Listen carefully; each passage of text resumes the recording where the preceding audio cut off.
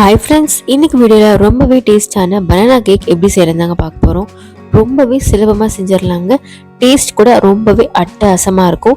சின்ன குழந்தைங்கலேருந்து பெரியவங்க வரைக்கும் ரொம்ப விரும்பி சாப்பிடுவாங்க. வீடியோ ஃபுல்லாக ஸ்கிப் பண்ணாமல் பாருங்கள், அப்போ தான் உங்களுக்கு நல்லா புரியும். வீடியோக்குள்ளே போகிறதுக்கு முன்னாடி என்னோட சேனலை சப்ஸ்கிரைப் பண்ணலாம், மறக்காமல் சப்ஸ்கிரைப் பண்ணிக்கோங்க. வாங்க இப்போ நம்ம வீடியோக்குள்ளே போயிடலாம். ஃபர்ஸ்ட் ஒரு பவுல் எடுத்துக்கோங்க. அதில் 1 கப் அளவுக்கு மைதா சேர்த்துக்கோங்க. 1 டீஸ்பூன் அளவுக்கு பேக்கிங் சோடா சேர்த்துக்கோங்க. 1 டீஸ்பூன் அளவுக்கு பேக்கிங் பவுடர் சேர்த்துக்கோங்க. 1/2 டீஸ்பூன் உப்பு சேர்த்துக்கோங்க. 1/2 டீஸ்பூன் பட்டை பொடி சேர்த்துக்கோங்க. இப்போ இது எல்லாத்தையும் நல்லா ஜலிச்சு எடுத்துக்கோங்க.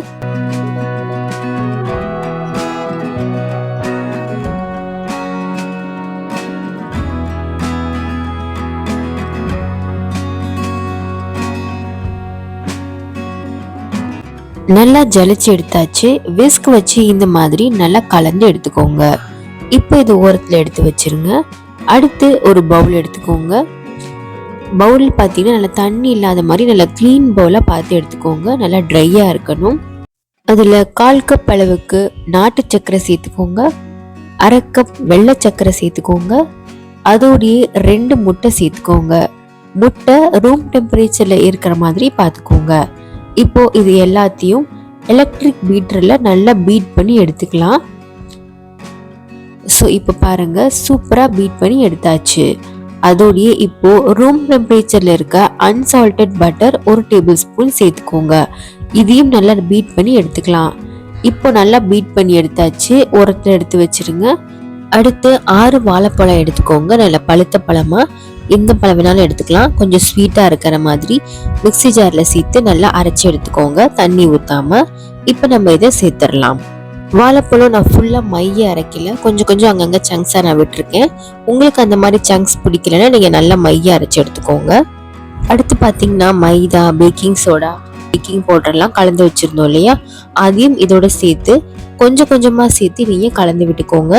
கொஞ்சம் கொஞ்சமாக சேர்த்து கலக்கும் போது நம்மளுக்கு கலக்கிறதுக்கு ஈஸியாக இருக்கும்.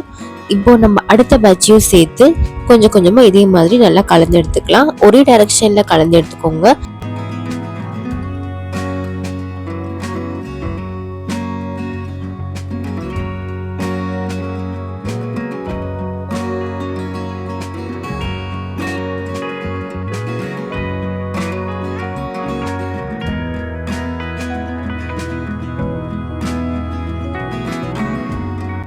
இப்போ நம்ம நல்லா கலந்து எடுத்தாச்சு. நான் ஆல்ரெடி சொன்ன மாதிரி ஒரே டைரக்ஷனில் நீங்கள் நல்லா கலந்து எடுத்துக்கோங்க. கொஞ்சம் கொஞ்சமாக மாவு சேர்த்து நீங்கள் கலந்து எடுத்துக்கோங்க. அடுத்து இதில் காய்ச்சி ஆற வச்ச 1/4 கப் அளவுக்கு பால் சேர்த்துக்கலாம். சேர்த்துட்டு இதையும் நல்லா கலந்து எடுத்துக்கலாம்.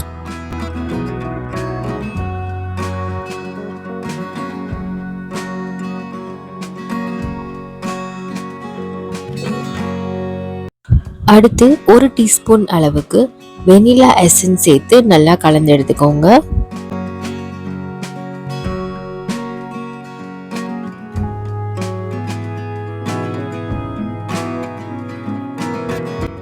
நல்லா கலந்து எடுத்தாச்சு. அடுத்து நீங்கள் எந்த டின்ல பேக் பண்ண போறீங்களோ அந்த டின்ல பட்டர் பேப்பர் சேர்த்து லைட்டாக பட்டர் வச்சு கிரீஸ் பண்ணி எடுத்துக்கோங்க. நம்மளுக்கு கேக் பேக் ஆகி வெளியே எடுக்கும் போது ரொம்ப ஈஸியாக இருக்கும். அடுத்து பனானா கேக் பேட்டர் இதில் சேர்த்துருங்க. நான் அவனை முன்னாடியே 180 டிகிரி செல்சியஸ்க்கு 15 மினிட்ஸ் ப்ரீ ஹீட் பண்ணி வச்சுருக்கேன். அதே டெம்பரேச்சரில் 30 to 35 மினிட்ஸ் நம்ம பேக் பண்ணி எடுத்துக்கலாம். இப்போ நல்லா இந்த மாதிரி டேப் பண்ணிவிட்டு நம்ம அவனில் 35 மினிட்ஸ்க்கு வச்சு பேக் பண்ணிக்கலாம். இப்போது பனானா கேக் பார்த்தீங்கன்னா சூப்பராக அழகாக பேக் ஆகி வந்துருச்சு. எனக்கு டோட்டலாக 35 மினிட்ஸ் ஆச்சு பேக் ஆகிறதுக்கு. பாருங்கள் எவ்வளோ சாஃப்டாக இருக்குது. இப்போ இது நல்ல கூல் ஆகட்டும். அதுக்கப்புறம் நம்ம ஸ்லைஸ் போட்டுக்கலாம். கேக் நல்லா கம்ப்ளீட்டாக கூலாக இருக்கணும், இல்லைன்னா பர்ஃபெக்ட் ஸ்லைஸ் கிடைக்காது. கேக் நல்லா இப்போ கூல் ஆயிடுச்சு. இப்போ நம்ம அன்மோல்ட் பண்ணிடலாம். அடியில் நம்ம பட்டர் பேப்பர் சேர்த்துருந்தோம் இல்லையா, அதை நம்ம இப்போ வெளியே எடுத்துடலாம். பாருங்கள் எவ்வளோ க்ளீனாக அழகாக வருதுன்னு. கேக்கும் அதே மாதிரி நல்லா சாஃப்டாக பேக் ஆகி வந்திருக்கு. ரொம்பவே பஞ்சு மாதிரி இருக்குதுங்க. கண்டிப்பாக நீங்கள் இந்த பனானா கேக் ட்ரை பண்ணுங்கள்.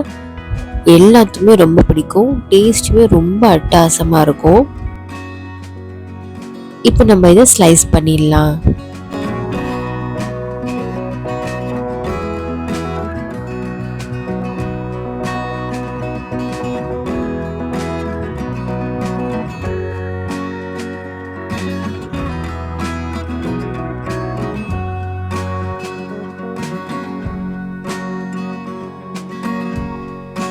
ஸோ ஃப்ரெண்ட்ஸ், கேக் நம்ம அழகாக ஸ்லைஸ் பண்ணி எடுத்தாச்சு. எவ்வளோ சாஃப்டாக இருக்குது பாருங்கள்.